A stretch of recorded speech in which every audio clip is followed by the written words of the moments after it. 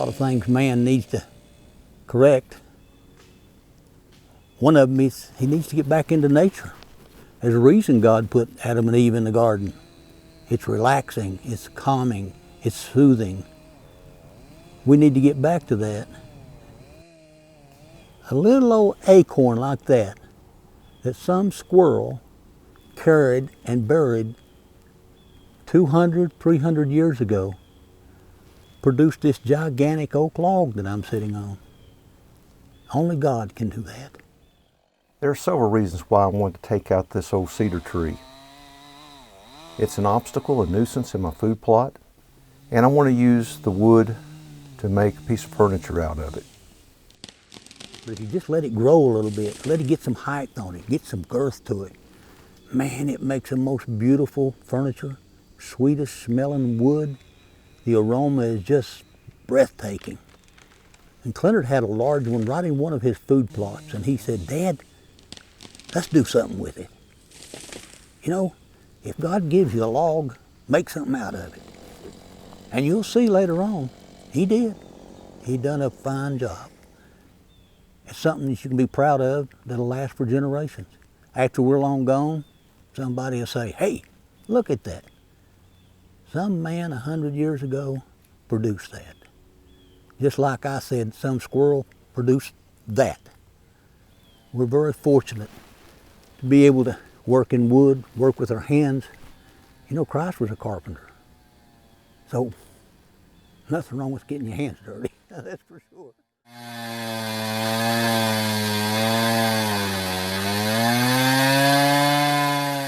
Cleonard and I enjoy just being father and son, doing things together, whether it's planting food plots or working in wood. Oftentimes he sees things that I don't see, and I see things that I want it done this way and he wants it done that way. But that's part of love and affection and growing together. You end up with something that you both can be proud of if you'll just listen to each other, talk to each other, fuss at each other, but it'll get done.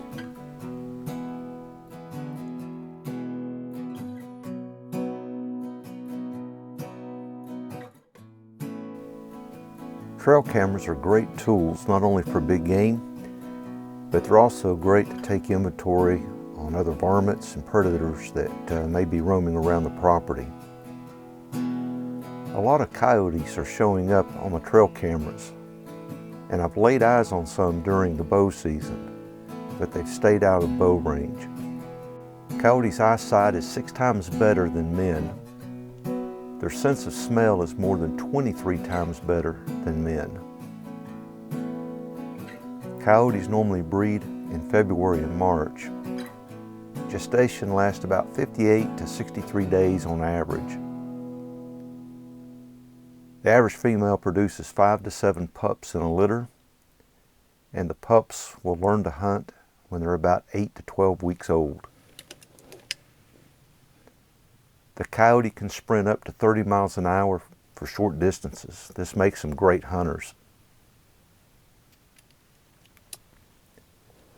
The average coyote weighs about 18 to 30 pounds.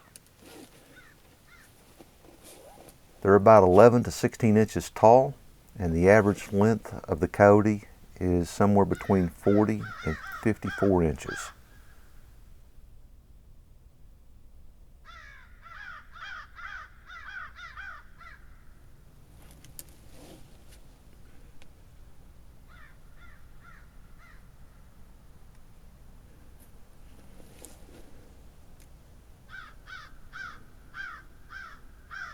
The .243 makes a great hunting rifle, not only for varmints and deer, but for everything in between.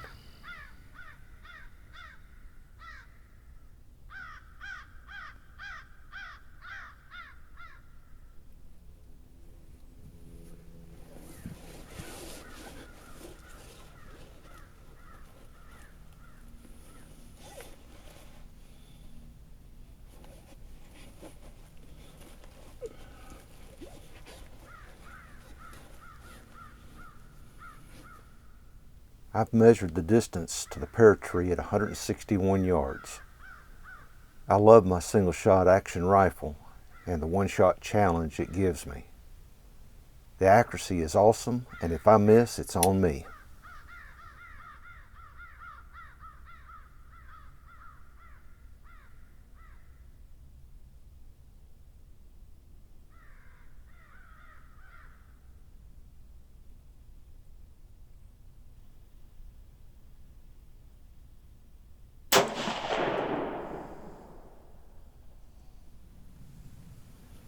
Oh yeah.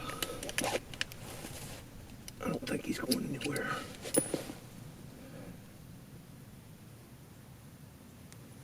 Get another one in here, just in case.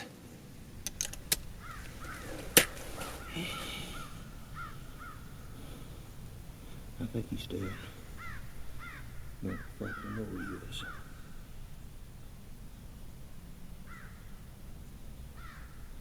Oh, we got that coyote. Let's get this gun safe. We don't need that right now. Oh.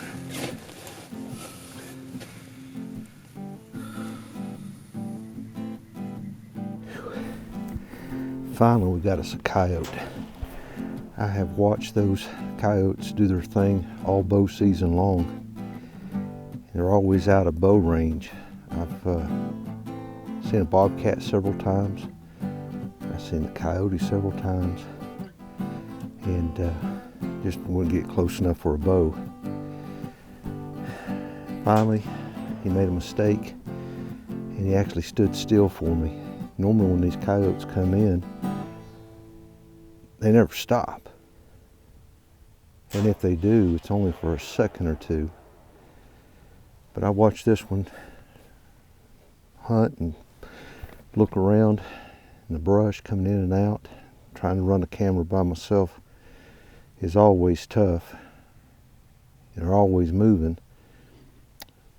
You try to run the camera, you can't get on the gun. You get on the gun, you can't run the camera, and it's a constant battle. If you want to add another challenge to the hunt, put a camera in the mix, and I guarantee you it will be challenging. I watch these coyotes come in and out of the field, always on the other end, and never could get a good shot at them. But man, I'm really glad to take this coyote out and do it quickly and cleanly. I've watched predators take out other game and small critters, and they're not as nice about what they're doing. Many times they're eating them while they're still alive. I watched a fox one time come in, and he played with his food for quite a long time. I can only imagine what torture that rodent was going through, being tossed up into the air. But that's nature.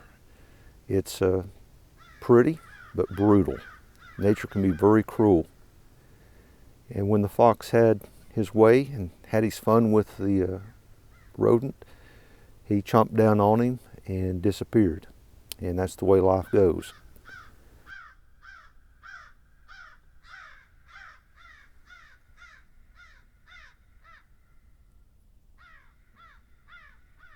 You have these predators that are out here trying to earn a living like everything else is. But either the coyote's going to starve to death because you won't let him take the fawns and the turkeys, or you're going to take the coyote out so that the fawns and turkeys have a chance of survival. There has to be a balancing act. I don't want to totally eliminate the coyote or the bobcat, but they do need to be kept in check. I've noticed the turkey numbers going down. I've seen them take out turkeys. I've seen them take out fawns. And if I have a chance to save the turkey and the deer at the sacrifice of a coyote or a bobcat, I'm going to take them out. I think too often than not, people that are not in tune with the laws of nature don't understand how animals expire. It's not a pretty sight. There's not a retirement home that an animal goes to have a peaceful death. I think hunters have a much better understanding on how nature works.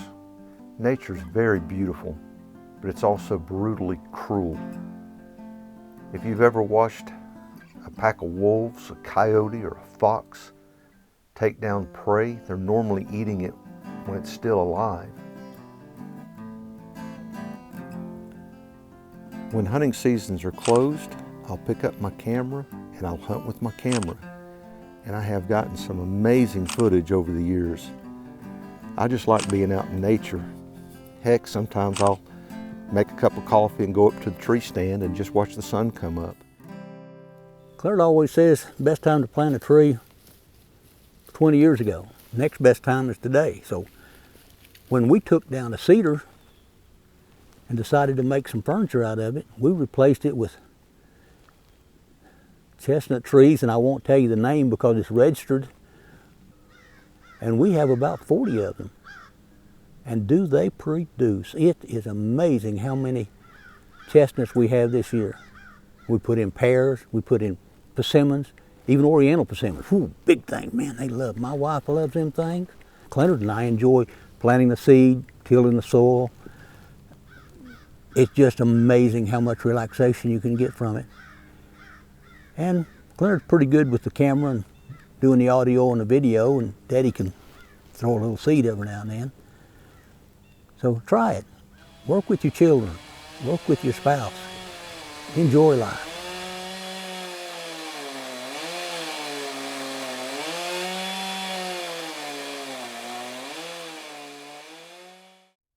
It is really, really beautiful.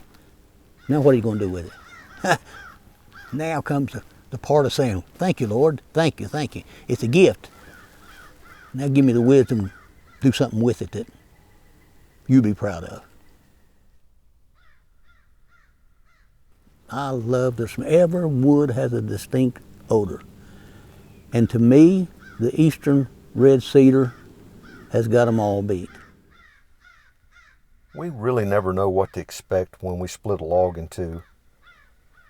The heart of this old cedar tree surpassed our expectations, and we could hardly believe our eyes. We decided to turn the old log into a bench for the front porch.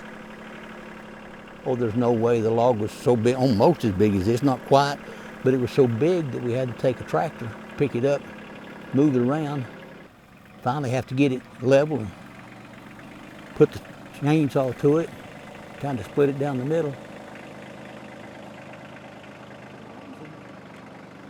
Takes a lot of time. Sometimes it takes more figuring than it does actual work, but you'll get it. You'll get it. If you have never tried it, do it.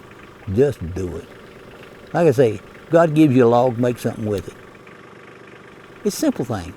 If you're a rock collector and you pick up a rock, you know that you can cut that rock and inside of it's a lot more beautiful than the outside.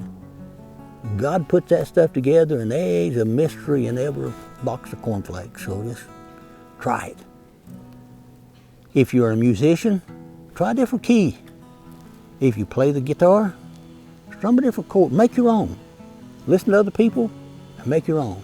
And then when you produce something, boy, you can be an artist like, well, I'm not going to name some of the country western, they might get mad at me, but you can write your own. You can make your own. It's yours. Alaskan sawmill has been used for years, so we took a notion just to mill our own lumber. Enjoyed it. Boy, and it does smell good. It just smells so beautiful. We take some of the little log and make coasters for the coffee cups, and we made deer plaques. We've utilized that log in many, many different ways, and it's been an experience. It really has.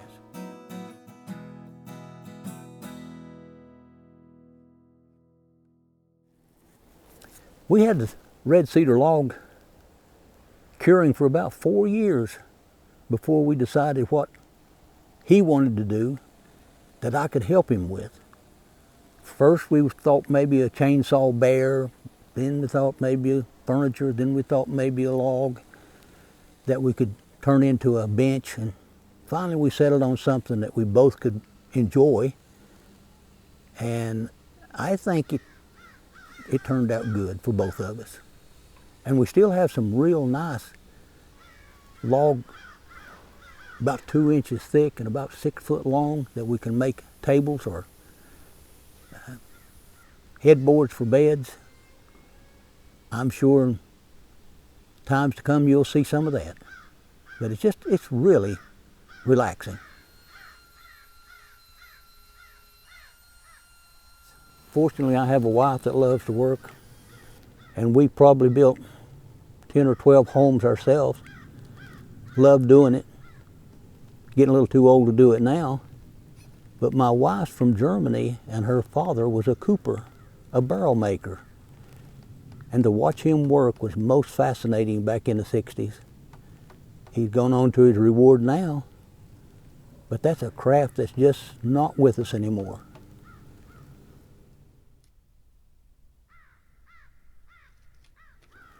Oh, most people my age see a friend or a loved one that's lost a finger or cut themselves using a power tool. You've got to stay on your game. It's not something that you can get lackadaisical on and not have a bunch of kids around pulling at your coattail or somebody asks you a bunch of questions. Just keep on your game and make sure you keep those fingers, the digits, loose clothing, long hair out of the way, because that's all is non-forgiving.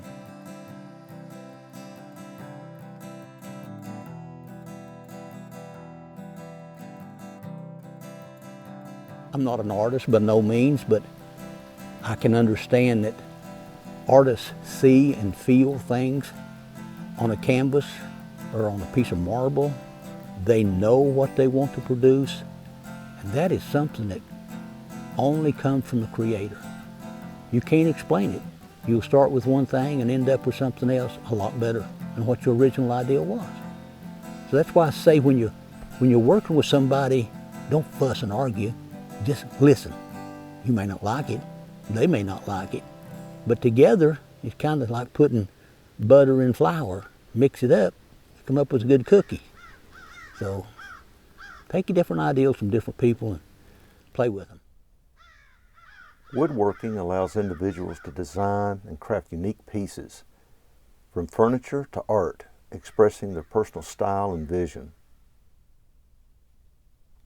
Woodworking lets people build exactly what they want, tailored to their needs, rather than settling for mass-produced items. Many enjoy the link of historical craftsmanship, using techniques passed down through generations or working with natural materials. Dad and I always enjoyed doing projects together, from building tree houses when I was a boy to building our houses when I was a grown man. Creating functional items like furniture and home decor provides practical value, combining utility with aesthetics.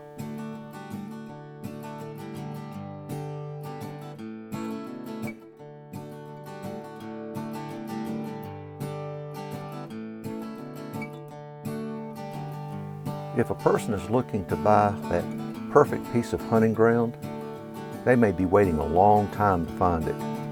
Or worse yet, they may never find exactly what you're looking for. Instead, look for a piece of land that is workable and what is affordable. With the right attitude and work ethics, a good piece of land can be converted into a great piece of property. A bulldozer can change the landscape with ease. One can always remove trees or plant trees. Ponds can be dug or they can be covered up. I look at land as a blank piece of canvas, something that you can work with and create something that you want it to be. In other words, make the property the way you envisioned it.